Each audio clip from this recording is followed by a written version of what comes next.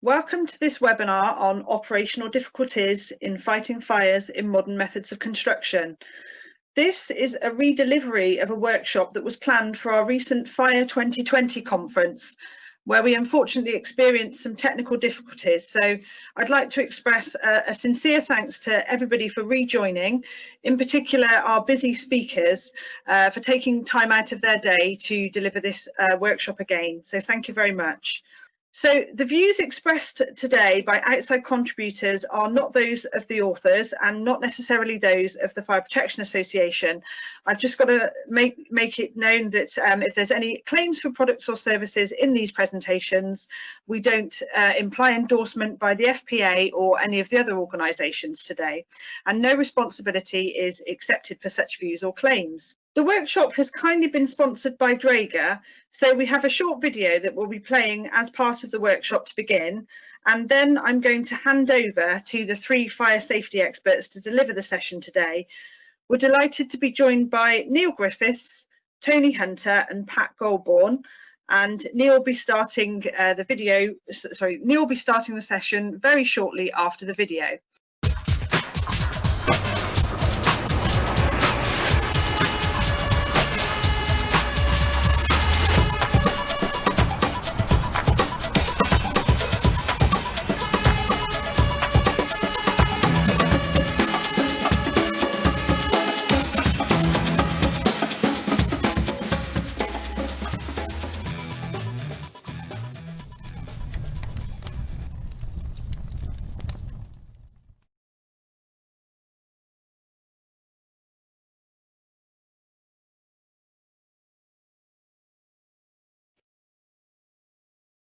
And once again, thank you very much to Draeger for kindly sponsoring this workshop. Okay, I'm now going to hand over to Neil. Thank you, Melissa, and good morning, everybody. Firstly, a big thank you for the opportunity to speak to you all today. My colleagues on this session, Assistant Chief Fire Officer Tony Hunter from Greater Manchester Fire and Rescue Service and Deputy Assistant Commissioner Patrick Goldborn from London Fire Brigade. Apart from being fire officers, we've all got something in common. And this is a shared experience which occurred 3 separate locations in the United Kingdom at 3 different points in time during the 2019.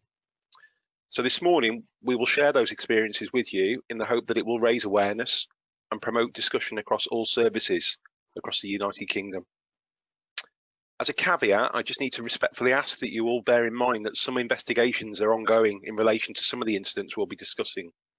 And on that basis, we won't be able to comment on any legal issues. We'll be focusing our attention on the difficulties that our operational crews and we as incident commanders faced on those particular occasions. So clearly we've seen a number of high-profile fires over recent years. The terrible fire and loss of life at Grenfell has really focused the attention of government, local authorities, industry and fire and rescue services on building construction and standards of safety. And the risks surrounding the ways in which buildings have been constructed are now at the forefront of all of our thinking. The National Fire Chiefs Council and individual service protection teams are really focused on both new and legacy issues.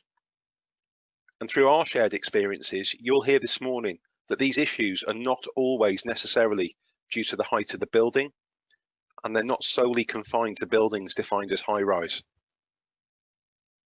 We know that some of the issues can have a direct impact on the risks to both operational firefighters and members of the public. Whilst national inquiries, reviews and changes to legislation progress, the operational response of fire and rescue services will continue to provide the safety net for when things go wrong. As I said at the beginning, this is about a shared experience. So I'd like to invite my colleagues to provide an overview of the incidents that they attended. Firstly, Patrick. And thank you, Neil, and good morning again, everybody. So I'd just like to run you through an incident that I attended, and I was the incident commander at a serious incident at Samuel Garside House in East London, Barkham, which I attended on the 9th of June in 2019. One of the synergies and one of the really important takeaways for me is that Samuel Garside House was a residential building. It was not a high-rise. It was actually of 6 floors. The incident happened during the day, but actually this is a risk that could happen anywhere in the country. This is not something synonymous to a metropolitan or big city area. This is a residential block of flats found all over the UK of 6 floors, which means that as a risk, the risk itself solely can be found anywhere against any fire and rescue service. And again, Samuel Garside House wasn't an old building with old architecture. Actually, it was started building in 2013 and was complete in 2014, where it was then became a mix of private and social housing. It consisted of 79 flats and had a decorative wooden facade across the front of the building and fully across the rear, incorporating balconies for residents. The incident itself occurred on a Sunday afternoon, and the London Fire Brigade received the first call to Samuel Garside House for a fire on a balcony at 15:29.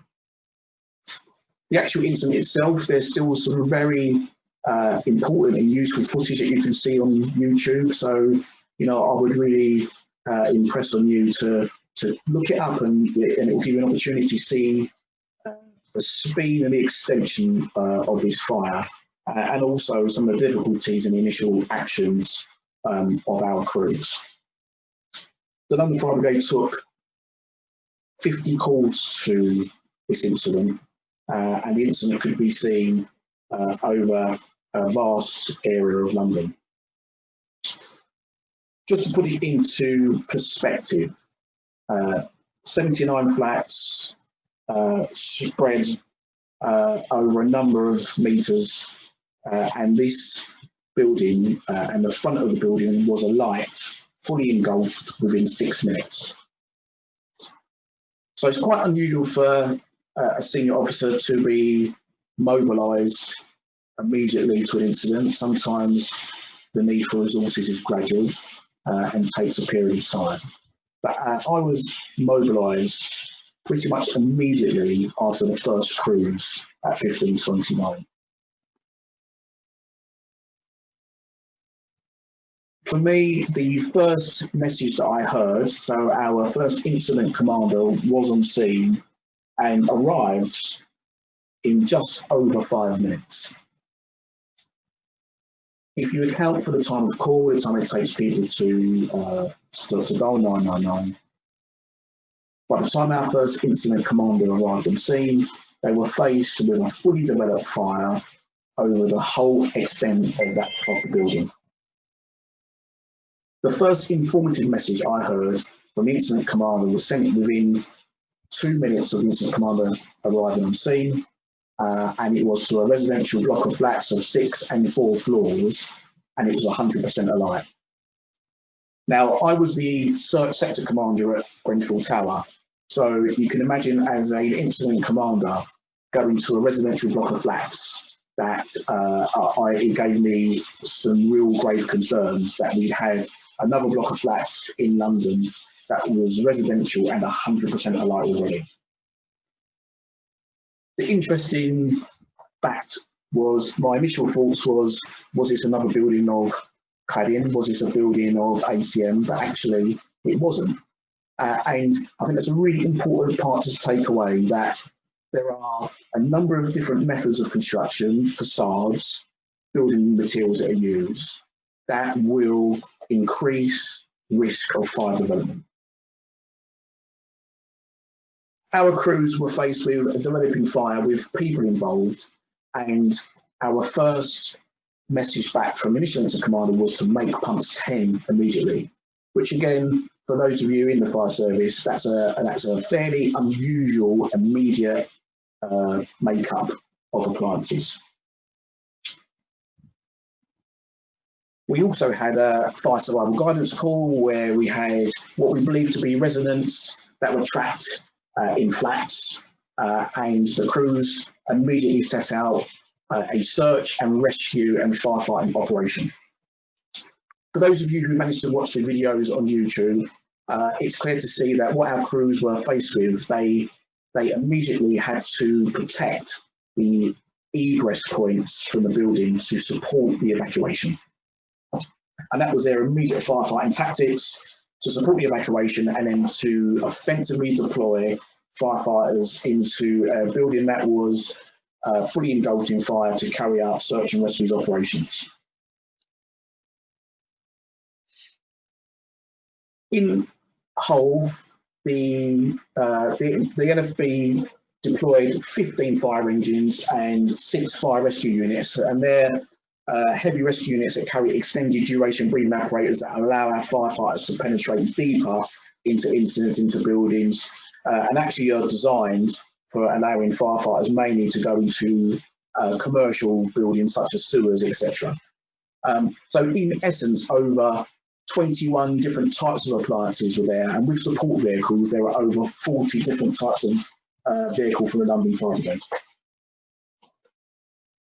I had to implement a methodical, systematic search across all 79 flats to ensure that all of those flats were empty, including the flat where we had the fire survival guidance call. For me as an operational commander, my tactical priorities then had to amend the stay put policy, which is a fairly big decision, I think, for an incident commander, and a challenging one for all commanders around the UK.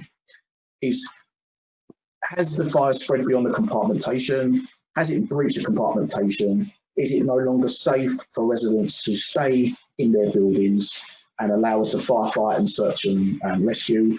Or is it at a point where we are comfortable that we have protected the egress and the escape routes, and we should advise people to evacuate? I took this decision supported by my senior fire safety colleague who had been mobilised to change the evacuation, change the strategy from stay put of the building to evacuation, and that was communicated to our control. And certainly our control were very grateful, because it gave them a definitive line to any resident that was on the phone that now's the time to evacuate, and it was no longer safe to stay put. In the whole, we evacuated and supported the evacuation of 63 residents. We rescued one adult who had climbed from the 4th floor himself, got himself to between the 1st and 2nd floor, where he was subsequently supported his rescue by firefighters. There's some real difficulties, I think, that I'd like to express, and that is for incident commanders to decide whether the building is still safe to commit firefighters and how much risk we are going to put our firefighters in to save savable life. And that is a real balance and a challenge that we have. I made the decision that I still felt that there was savable life, and that we were able to put our firefighters, I feel, at what was considerable risk for a rapidly developing fire, to ensure that we systematically searched the building and managed to make sure that all flats was searched and empty. And again, a very difficult decision to make, but one that proved, thankfully, to be right, because ultimately all residents managed to escape from the building. I'd also like to talk about the reputation that you find, because with incidents like this, they become high profile. We had government ministers visit, we had the mayor visit the incident, and you've now got residents from over 79 flats displaced that even to this day are still not back into their homes. The rest centres and going into public meetings as a fire and rescue service with the partners is a very difficult place to be when residents are frightened and concerned and have been through a traumatic experience. So not only is there the complications of the tactical plan of an incident like this, but there's a piece that we just cannot forget, and that is the long-term impact and the reputation of organisations that are having to deal with the aftermath, especially when you're working with local authorities to support displaced people, those people that need to try and get back some possessions, try and get immediate and urgent medication, and all of that feeds into the operational response. What that meant was the London Fire Brigade were on scene offensively for 2 days, but we had firefighters and fire investigators on scene for approximately 7 days. And considering that we'd not recently gone through Grenfell and there was nervousness around housing, the public confidence really took a little bit of a hit in that area, and there was lots of work post-fire that we needed to do to support local authorities, to support those residents in the ongoing situation. So just to wrap up before I hand back to Neil, a very challenging and difficult incident. I think we were very fortunate that the incident happened in the middle of a Sunday afternoon, and it's an incident that happened in a residential block of flats that can be anywhere in the country. I think we have to be, and I have to be cognizant as an incident commander of what would those challenges have been if that was 2 o'clock in the morning, where the block would have been occupied with residents that were asleep, and also cognizant of the difficulties that we faced into what was a residential block of flats, but with many aspects that were owned privately. So even the hydrants were not on our mobile data terminal because they were owned by a company that actually had its base in France.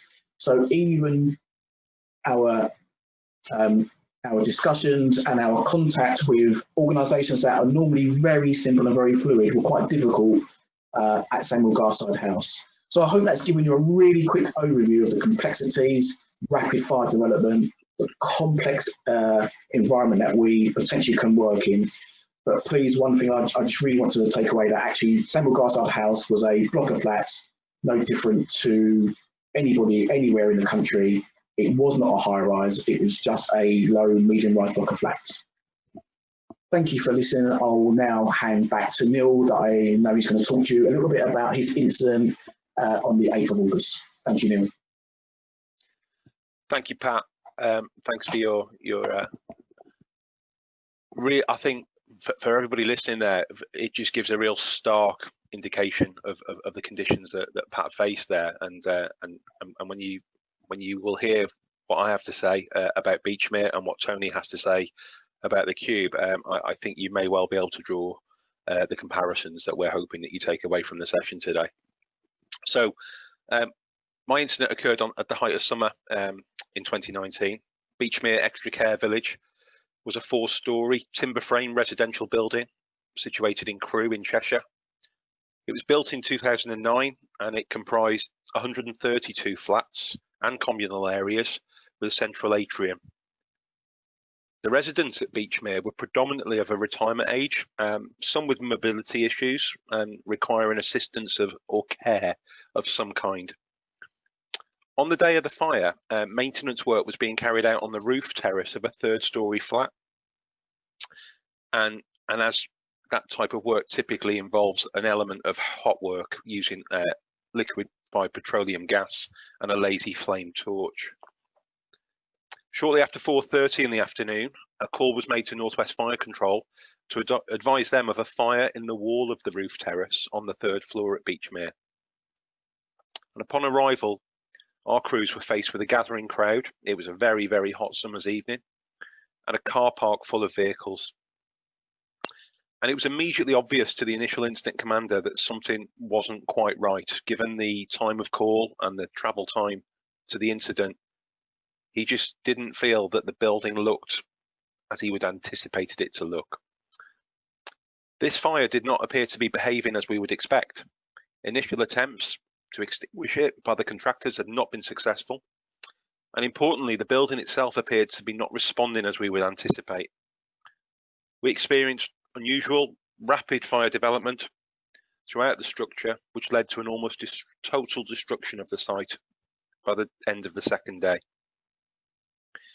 Due to smoke ingress to the main stairwell, an early decision to evacuate was taken, and initially residents were assisted to safety by emergency services, including fire, police and ambulance, staff from Beechmere and members of the public who were watching from outside. Crews attempted to engage firefighting systems such as the dry riser, but it very quickly became apparent that use of these systems and the internal firefighting staircases, it wasn't going to be possible due to smoke and flame ingress in these areas. Just 29 minutes after the arrival of fire crews, the fire had spread from the third floor balcony through a protected staircase into the next flat roof void. And over the next 12 hours, I witnessed the fire spread rapidly throughout the building, causing parts to suddenly collapse, essentially rendering internal operations so dangerous I was forced to withdraw crews when I would otherwise expected fire breaks to have been successfully achieved. At the height of the incident at Beechmere, we had 16 pumping appliances, 2 aerial appliances, a high volume pump, a water carrier and a command unit in attendance. Many officers also attended the scene and the remote tactical coordination group, along with members of staff from other agencies. We declared a major incident at Beechmere, and the multi-agency response and recovery phase lasted many days and weeks after. A total of 150 people were rendered homeless, as well as losing all of their possessions. Surrounding premises also required evacuation at the height of the incident due to the risk of the fire spread. I'm going to touch on Beechmere a little bit later in the presentation, so at this point I'm going to pause. I'm going to hand over to my colleague Tony. Good morning, everybody, and thank you very much, Neil. My name is Tony Hunter. I'm the Director of the Built Environment Project for Greater Manchester Fire and Rescue Service. I'm also, within that project, responsible for taking forward the learning from Grenfell Phase 1 recommendations. But on the night of the fire at the Cube, I was the chair of the Strategic Coordination Group for that incident. The Cube, which you've probably seen some of the footage regarding that fire, was recorded at under 18 metres in height. It was a multi-occupied residential building consisting of 221 units, which are basically pods which include a bedroom and a bathroom, with shared communal kitchen and social areas. It opened in 2015 and offered luxury studio and ensuite cluster flats primarily for students at the University of Bolton. Importantly, not under the control of the university, but offered to the students of that university.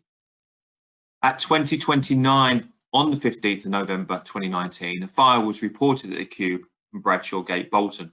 We have a station only metres away from the station, so our response was very effective. When the incident commander, which was a watch manager at that point, attended, he recognised clear evidence that the building was failing to contain the fire in accordance with the standards that he would have expected, and therefore a full and immediate evacuation was instigated. This tested for the first time under real conditions a policy procedure that we had instigated in Greater Manchester, looking at the challenges faced at Grenfell for evacuation. The incident was subsequently declared a major incident, and at its height we had 27 fire engines, but also, like the other incidents, the other supporting appliances and officers required to manage such a complex and dynamic incident. So we were looking at over 40 fire engines and appliances in total. Very complex and dynamic incident, and the footage shows how material was falling from the building and affecting firefighting operations. Now, when you'll be listening to my colleagues talk about their incidents, I think you will be able to join some of the themes together, and those themes, or one of those themes, includes fortune. And for Greater Manchester Fire and Rescue Service, on that night, we were fortunate in a number of aspects. It was 8:30 at night on a Friday night and not 2:30 on a Saturday morning. We had over 217 students that needed to be accounted for at 8:30 at night following that incident. We had also, again, fortunately, had the incident commander attend a recent high-rise training event only days before, so that training was fresh in his mind when he responded. The area manager who responded at its height also was the editor of the draft policy and procedure that we were progressing, and myself, leading the strategic coordinating group, was instigating the learning from Grenfell. So all the learning from Grenfell was fresh in my mind. So again, a lot of fortunate areas there for us as a fire and rescue service. That fortune led to us rescuing 2 residents from the building, and these were live rescues. These weren't walking out of the building being shepherded out by firefighting kit. These were 2 individuals that would not have escaped that fire had we not rescued them. In fact, one of them, and the video can be seen online, was rescued from using an aerial ladder platform. And only minutes later, you can see the balcony in which that young person was rescued, fully engulfed in flame. At the peak of the operational activity, as I said, 40 to 50 of our available, 45, sorry, of Greater Manchester Fire and Rescue Services, 50 available fire engines were being used, and all of the supervisory officers were in attendance, either at operational or strategic coordinating centre. We were also dealing with simultaneous incidents, including a gas leak, vehicle fires, 2 domestic property fires, which were persons reported as well. At midnight, we had a total of 19 supervisory officers, of which we normally only have 13 on duty, available and dealing with incidents in Greater Manchester. The incident was also supported by 2 principal officers, where we normally only have 1 on duty, 2 assistant principal officers, they are area managers. We also had to call on our colleagues across the Northwest. We had Cheshire Fire and Rescue Service, Lancashire Fire and Rescue Service, Merseyside and West Yorkshire, and also national resilience arrangements, resulting in 18 fire engines from other fire and rescue services brought into Greater Manchester to support us. That's in addition to the obvious Category 1 and Category 2 responders that would deal with incidents of that nature. The incident was open for a total of 15 days to support a full and comprehensive fire investigation, with GMFRS resources finally leaving the scene 15 days later on the 30th of November. The investigation determined a discarded cigarette as the most probable cause of this fire. Prior to the fire at the Cube and in direct response to the fire at Grenfell Tower, as I said before, we'd started to prepare and instigate operational changes. And I fully support the fact that if we hadn't have done so and hadn't raised awareness of our crews for these types of incidents, we wouldn't have reacted or had the significant success that we had at that incident. To bring it to a close, the aspects that colleagues have already spoken about with their incidents, in terms of the long-term effects, we had 217 students affected, their study material, their belongings significantly damaged irreparably. The factors involved in the Cube incident are reflective across a number of the incidents you've heard today. That being, height is not a determinant. The use of the building is not a determinant. The nature of its construction is not a determinant. What has been significant across all 3 of these incidents, it's the fortune of the time of day and the speed and professionalism that the fire and rescue service responded to these incidents. Thank you very much, Neil. Thank you, Tony. And as you've heard from both Pat and Tony, all 3 challenging incidents and circumstances for our services and the people who work within them and the communities that they were affected by for us all to cope with. So let's just look at the key facts that link our 3 incidents. All of our buildings were not deemed to be high-rise buildings, and that's a key point for everybody to take away from this presentation. In fact, 6 floors was the maximum height of any of the buildings. All of our buildings involved multi-occupancy sleeping accommodation with the potential for additional vulnerabilities, such as limited mobility. You can also see the number of persons requiring rescue was mercifully low compared to the total occupancy of the buildings.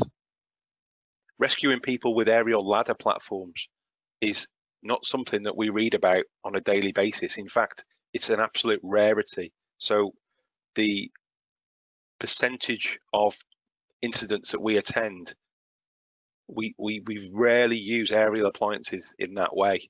And that individual who was rescued that night is really one of those lucky people. All three of our situations were declared as major incidents. Again, just to emphasise, none of the buildings were deemed to be high-rise by definition. And that final point really that Tony has just made so eloquently is perhaps the one that makes me and the rest of my colleagues reflect the most. All of our incidents occurred during the late afternoon or the early evening. And this meant that it was more likely than not that occupants were awake and not actually asleep in bed. And the question for us all to consider is one that we consider regularly since those incidents. Had those incidents occurred in the early hours of the morning, would we be talking to you this morning about another huge loss of life?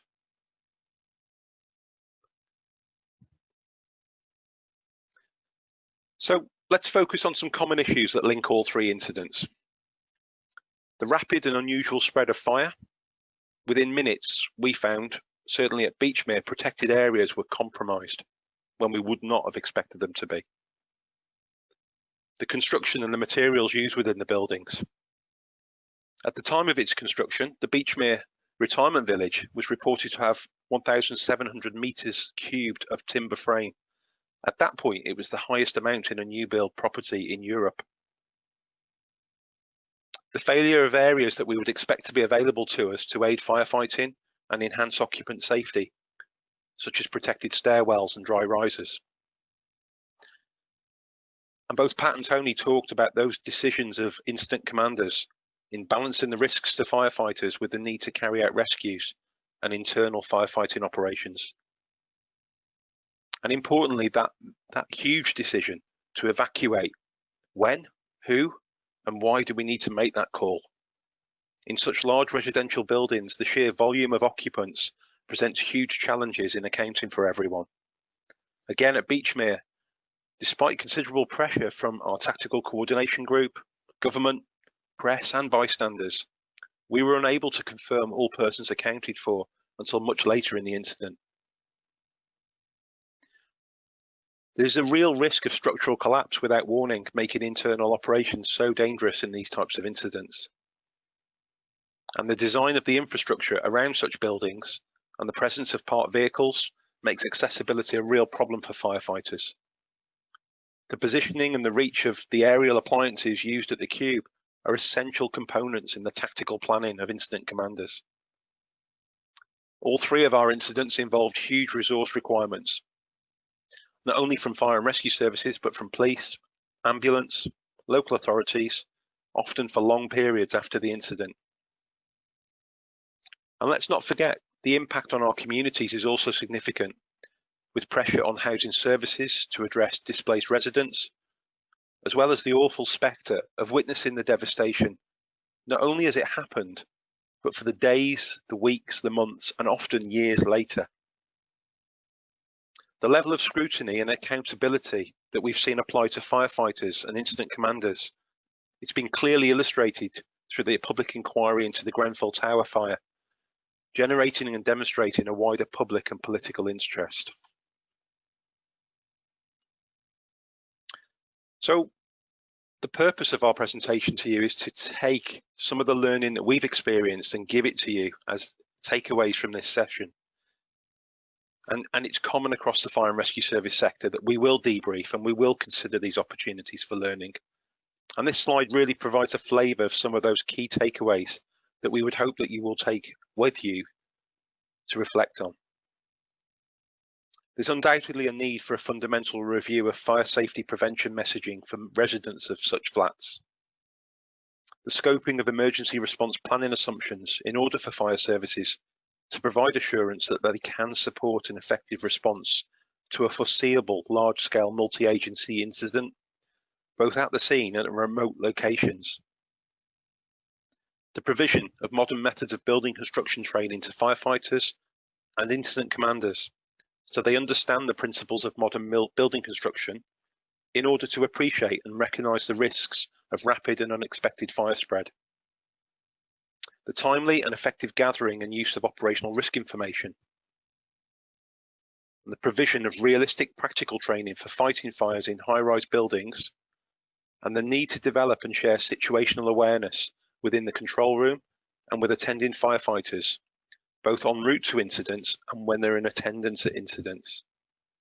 And again, we've talked many times in the past about these clear lines of communication between the control room and the incident ground, and also between other fire and rescue services and emergency service control rooms, so we can share in real time incident specific information.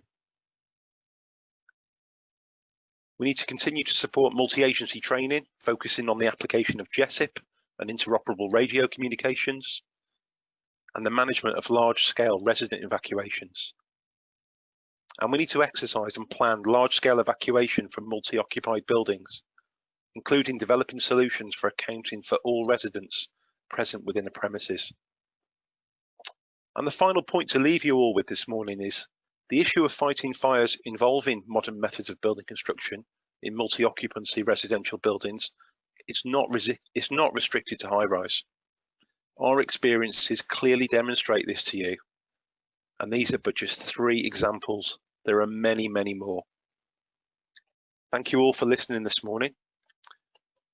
We're happy to take any questions about the operational elements of the incidents we attended, and if anybody would like to contact us individually, please use the email addresses on the slide that you can see now.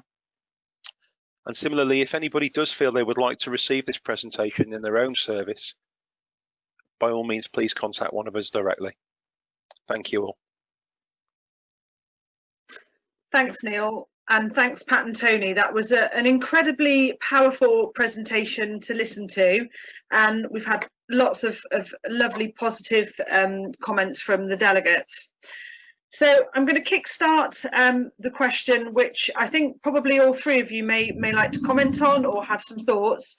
It's from Steve, who is asking about the challenges you feel the lack of whole system test evidence will cause for the fire and rescue services in terms of understanding fire behaviour in innovative or modern building techniques.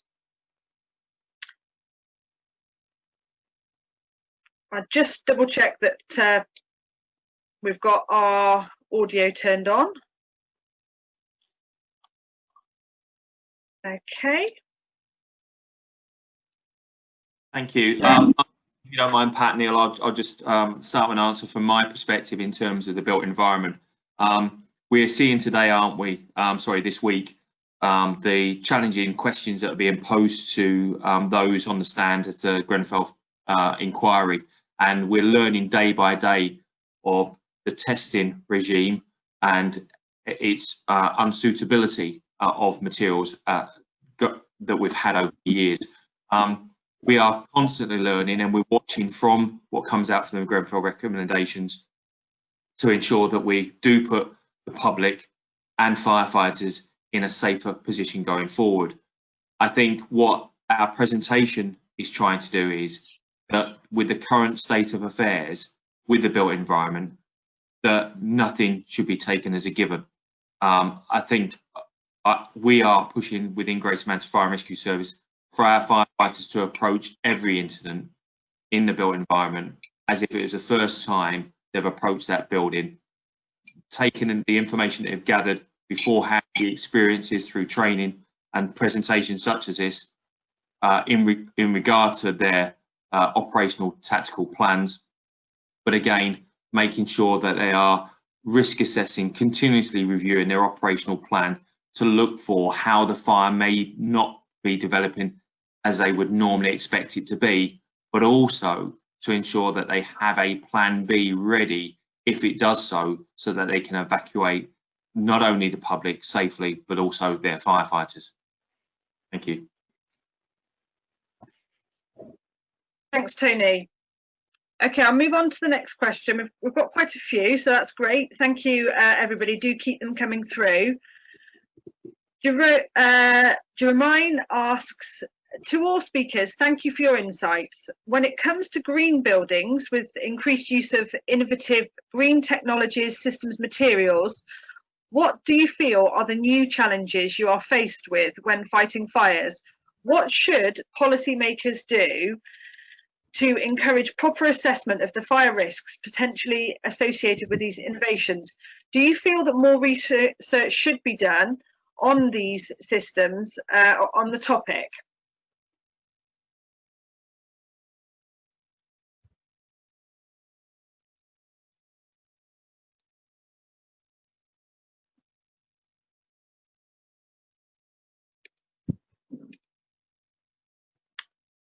Okay, just checking everyone heard that one okay.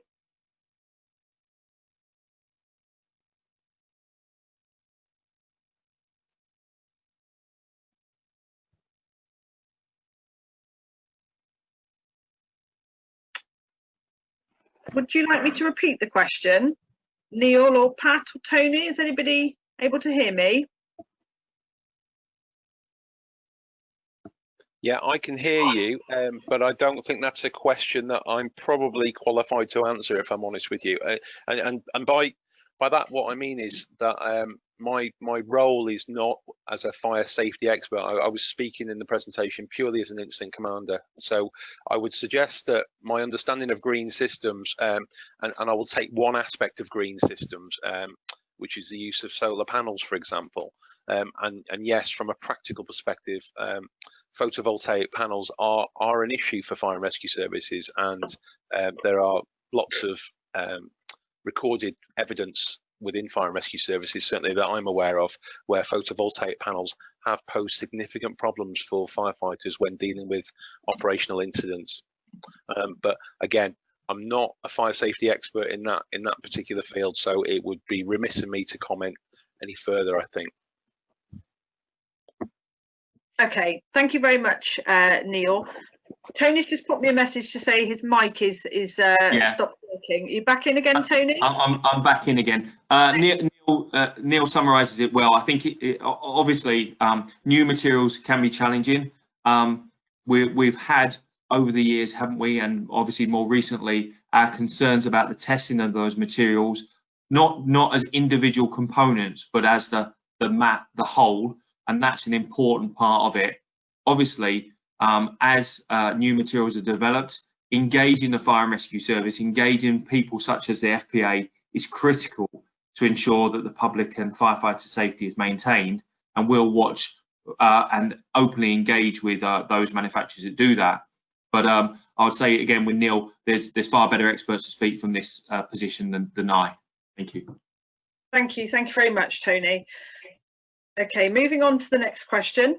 Ben is asking, well, it's more of a comment really. I don't know whether probably your comments are going to be to support what what Paul says, is that these buildings at the moment are, there's so many unknowns, and time again we're facing these serious problems with fire containment.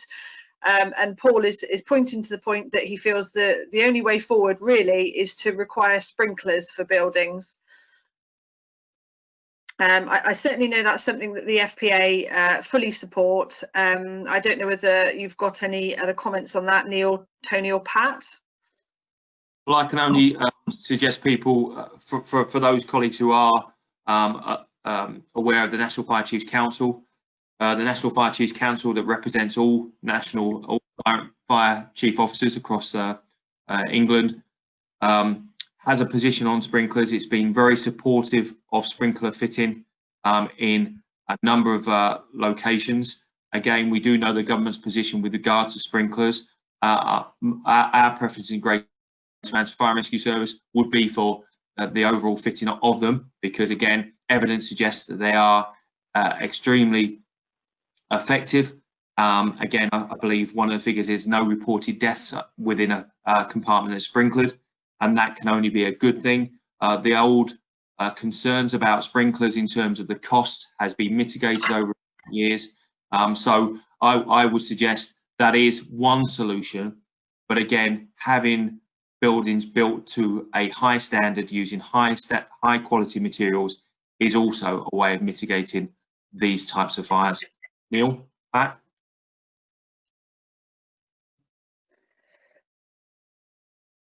Yeah, I would say it's Neil here. Sorry, thanks, Tony. I think fire services are making significant inroads into promoting the use of sprinklers and getting the use of sprinklers certainly in the mindset of planners, certainly protection teams within Cheshire Fire and Rescue Service, and the service as a whole is committed to promoting the use of sprinklers, and there are a number of campaigns that run nationally and locally. So I think I can only agree with what Tony says. It's our role to continue to promote the use of sprinklers widely across the sector and the construction industry.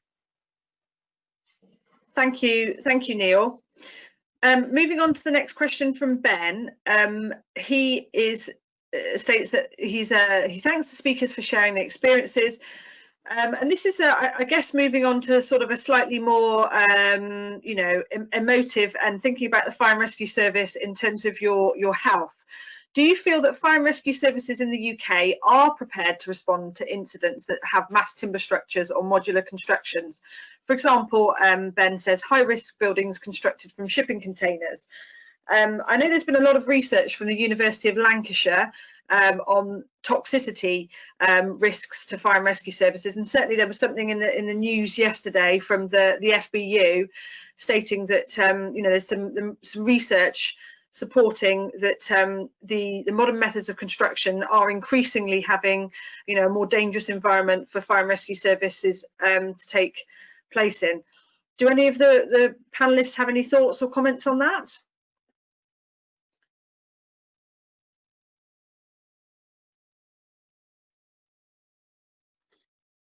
I don't know if you want to go, conscious you can't.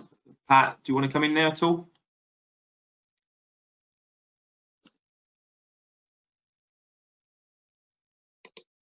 No, no spot, no mic. I'm again willing to. I believe the FBU's report has been released recently. We as a fire and rescue service, Greater Manchester, are reading it with great interest, and obviously we'll look at their findings and see how we can improve it in terms of the health and safety and well-being of our firefighters. I am aware, as I'm sure many of the people on this call are, of the significant work that's been done in the United States with regard to their concerns about firefighter contamination. Again, we have looked at some of those areas. We've improved over the years with regards to our disrobing, our cleaning of fire gear, our health and well-being at fires with regards to contamination, but we can always strive to do better. Again, we are looking at the report, and we will take on the areas that we feel would most benefit firefighter safety. Thanks very much. Hopefully Pat's microphone, I've just popped it on for him. Pat, did you want to come in at all, Pat? Thanks. Yeah, I'm now back. So apologies. I suppose I'm just going to kind of, there was a couple of questions back that I wanted to answer, but maybe it would be kind of all encompassing. But I certainly think there's a discussion to be had around the processes for reviewing and analysing methods of construction. So whilst certainly the National Fire Chief Council, as Tony alluded to, we welcome the move for sprinklers, but I think there's much more work that can be done between fire and rescue services and industry around that built environment piece. Because certainly if you look at the fire at Samuel Garside House, when we're looking at a wooden facade, there's a bit around regulation, there's a bit about responsibility in construction and then post the build that I think would be really worthy of the industry tightening up and picking up together. Okay, thank you very much, Pat. Sorry, I think, Pat, looking at the communications on our organisers chat, it looks like you've been muted for some of the other questions. Did you want to add in anything else now, or would you like me to move to the next question? No, that's fine. Tony and Neil have covered it. Great. Okay, sorry about that. Sometimes it's difficult to see if your microphone gets switched off. We've got quite a few questions and plenty of people still on, so we'll keep going through. Neil, I don't know whether this one would be aimed at you to begin with, because you've alluded to this sometimes in your talk.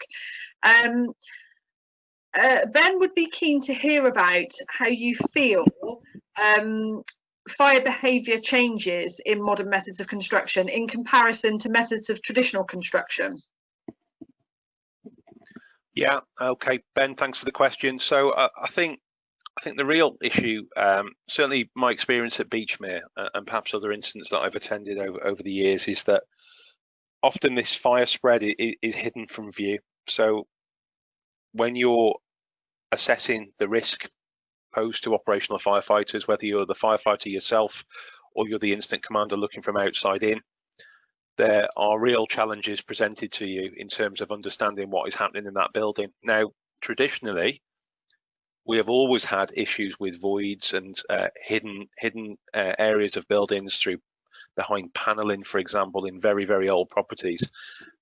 But that said, what we face now with modern methods of building construction is that those voids often surround compartments which are designed to be protected for a certain amount of time through the materials that they're constructed of, and what really that challenge is what we face as commanders now. So certainly my experience at Beechmere was committing BA crews or breathing apparatus crews in to fight fires and to create fire breaks, but actually being able to witness outside the rapid spread of fire all of a sudden appearing when we perhaps wouldn't have expected it to appear, and in such close proximity, and often with the potential to cut off egress routes, which obviously then forces you into a decision to withdraw firefighters. So it's really that hidden spread and the rapid state of fire spread that is really the key issue for us, I think, as a sector. I hope that answers the question. Thanks, Neil. That's really useful. Okay. Sort of a half a comment and a question from Isaac with regards to the sort of the whole presentation. Just bear with me a second. I've got a few more questions popping in. So, how do we ensure that quality assurance and control are the priority right from the offset of design and build, right to the competencies of fire safety inspections, to the fire and rescue service emergency response? He's stating we can't rely on chance or good fortune in its entirety. We all have to do what we can to reduce the reliance on chance. This is a great event and we are sharing good practice and concerns and learning from each other. However, he does feel that fire authorities should be involved right from the offset in a greater presence. A holistic approach is required between fire services and all partners involved in buildings and construction. Any comments on that one or thoughts at all? Yeah, sorry, here again. I think Isaac's question is absolutely to the root of it, from the concerns that have been raised since the tragedy of the Grenfell Tower fire, and which is at the heart of the work that Dame Judith Hackett has done with their Building a Safer Future. We've seen recently, haven't we, the draft Building Safety Bill, which has a significant element of fire and rescue authority, fire and rescue service involvement in the early stages, gateway processes, etc., etc. So I do believe that there's been the Select Committee has just released their initial response to the Building Safety Bill. Fire and rescue services are engaging in that draft bill. Greater Manchester certainly are. I know London Fire Brigade certainly are, and we are doing our best to influence the engagement of fire and rescue services in that design to throughout the lifespan of the buildings going forward. So I think that there is hope there. Obviously, a long way to go, but it's great that people like Isaac are recognising it. But I think fire and rescue services certainly are, and Dame Judith Hackett has as well. Okay, thank you very much, Tony. That's really great. Sort of building on that question, somebody else has asked, Paul has asked, do the panelists feel that more input is required into the construction product regulations?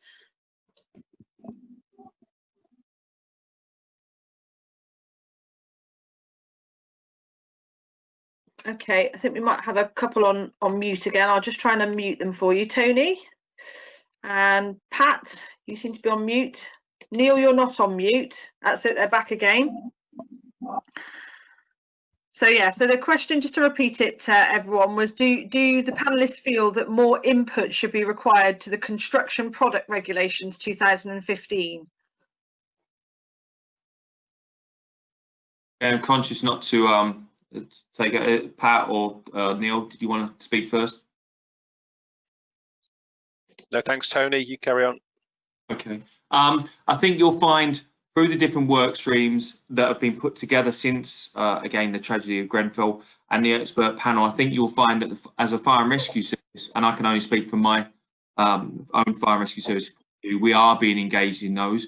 Fire and rescue services are having the opportunity to engage in those areas and influence those areas. I think obviously we're seeing through the Building Safety Bill and other legislation, fire and rescue service engaged more, but also not just being able to provide the opportunity, but they're having their voices heard, because we can be in the room having a conversation, but if nobody's listening to us, truly listening to us, then we don't have such an impact. Again, the National Fire Chiefs Council are being very influential at a Home Office MHCLG level, and I think we are most certainly having some success. Again, we won't truly know until the legislation is provided, but I am confident we are being listened to more. And again, people recognise that since the incidents that we've discussed today, that it's certainly not about the height, and that's really helpful, because I do believe that initially after Grenfell, the height was the major influencing factor that people were concerned about, where the incidents we've discussed today obviously isn't the case, and therefore the product, whether used on an 18-storey building or used on a 3-storey building, if it's not suitable for the role that it's being asked to perform, then it should not be used. Thank you. Thanks, Tony. Okay, so we're coming up towards the end of the time that we had allocated. I've got a couple more questions, so I'll try and answer those if we can do. George has asked if the panelists feel that revised attendance times have had any impact upon fire damage and losses.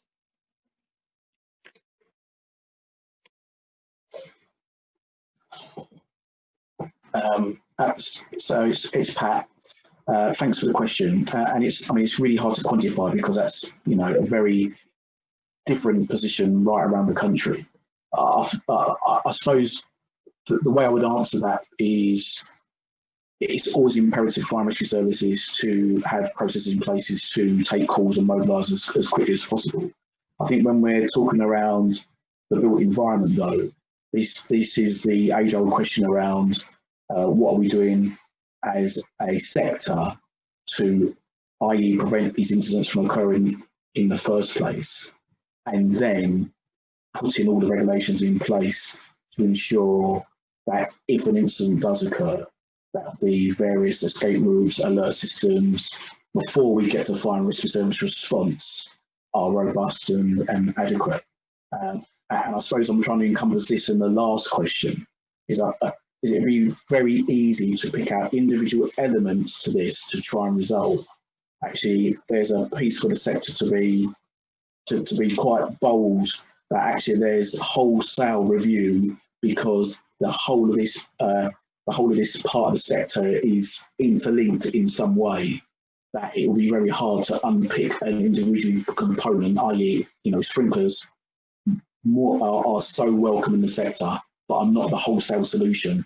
It has to be an integral solution for a number of important independencies and factors to help resolve that. And at the base of that is around a fire and rescue service response and those attendance times. And each individual fire and rescue service will do that on a risk base and deliver their integrated risk management plans to deliver that accordingly and appropriately against a risk they face. But certainly this is an area in terms of what we're seeing, rapid fire spread, rapid fire growth, that we'll need to have those discussions. Thank you, Pat. I think you summarised it well. I think I can only talk from the incident that we dealt with and other incidents. Whilst we have had significant reduction in resources in Greater Manchester, there's no hiding that, and I wouldn't wish to hide that. In the fires that we've dealt with, including the Cube, our response was extremely effective. Again, whether that's fortuitous because of where the stations were, time of day, as Pat eloquently put earlier, we can't say. What I can say though is that there's only one rescue service or fire brigade the size of London in the UK, and that is London. The resources required to deal with Grenfell were significant, and to ensure the fire and rescue services have an appropriate response for risks in their area will require, if you're not London, heavy engagement with surrounding fire and rescue services. We called on, as I said in my presentation, over 18 fire engines outside of Greater Manchester, and it was a building recorded as under 18 metres, and we have buildings far higher than 18 metres in Greater Manchester. So it's that pre-planning, that sharing of, as we're doing today, experience and understanding, so that people can prepare, train, know their risks and respond effectively, both individually as fire and rescue services, but with the support of neighbouring fire and rescue services, other Cat 1 and Cat 2 responders. We need to be prepared for the expected, which again, you know, we are very aware of the public awareness of the Grenfell incident, and they will therefore expect us to have learned from that incident and be prepared to deal with an incident of that nature if it were to occur again. So it's incumbent upon us all to work together as fire and rescue services to respond in support of each area, having a very, very good understanding of the risks in your fire and rescue service area. Okay, thank you very much, Neil. That's great. So we've got one final question, which I think kind of almost sort of wraps up what you've just answered with that previous question. Just from Jamie, who's asked if the panelists could comment on whether you feel there is sufficient being done in terms of national research on modern methods of construction and how fire develops. So sufficient research being done nationally, and that's quite a nice one to end with. Okay, Pat and Tony, I'm just trying to unmute you both. Neil, you're fine. That's it, we're all in action.